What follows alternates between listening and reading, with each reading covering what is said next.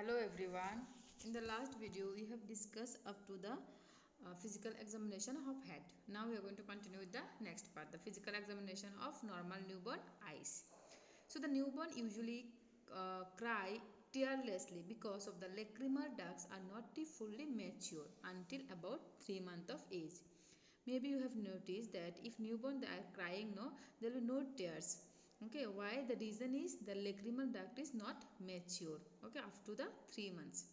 And eyes should appear clear without any redness or purulent discharge.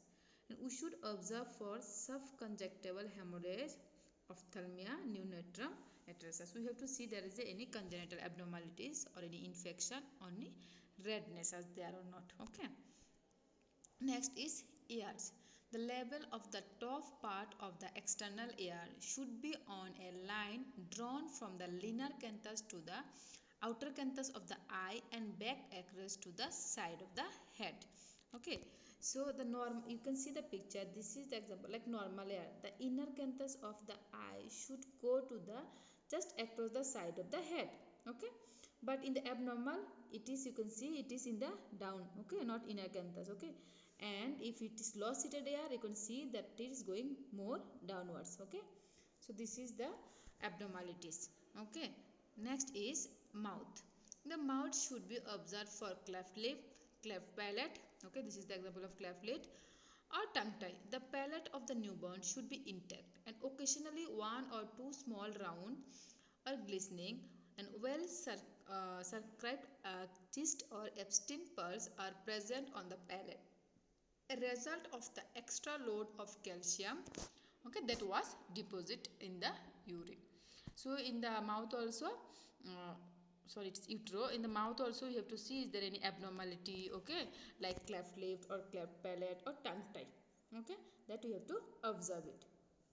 Sometimes in some newborn, one or two natal teeth may have erupted. You see this picture. Sometime now the baby will born with teeth. Okay, that is neonatal teeth. Okay.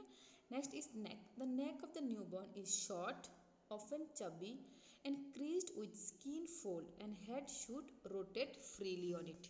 Okay. Next one is chest. It looks small because the infant head is larger in proportion. So compared to the head, the chest is small, and the possible breast engorgement with possible secretion of thin watery fluid, popularly termed as witch milk, and the absence of retraction. Next we are going for the abdomen. In the abdomen, what are the things you have to observe? First you have to observe for the bowel sound. Then edge of the liver usually palpable at 1 to 2 cm below the right costal margin. Edge of the spleen usually palpable at 1 to 2 cm below the left costal margin. So you have to go for abdominal palpation and abdominal auscultation and inspection also. Next one is umbilical cord. It has two arteries and one vein. If you see this picture, you can see there are two arteries and one vein. At birth, cord appears bluish white and moist. After clumping, it becomes dry and appears a dull yellowish brown and shed after 6 to 10 days. So what happened in normally in cord, first immediately after that you have to see there is a two arteries or one vein present in not, and you have to see the color. It will be like bluish white and moist, but once you will clamp and slowly it will dry and it will appear, okay, and dull yellowish brown color, and within 6 to 10 days it will shed off. Next one is back. The spine of newborn typically appears flat in the lumbar and sacral areas, and the base of the spine should be free of any pinpoint opening, dimpling or sinus tracts in the skin, which would suggest a dermal sinus or spina bifida or occulta or lumbar hair tuft or hemangioma. Okay, you have to observe in the back also if there is any type of congenital abnormalities like this spina bifida, occulta or lumbar hair tuft. Okay. Next one is angiogenital area. So the anus of the newborn must be inspected to see that it is open or not. Okay. In the male, they have to say go for it that scrotum of is pendulous and both the testes are present in the scrotum. And male with one or both undescended testes is called as cryptorchidism. and needs further evaluation. So you see both the picture. In one scrotum, that testis is descended, and another one it is not descended. Okay, that you have to observe, and you have to observe for the anus that it is patent or not, means open or not.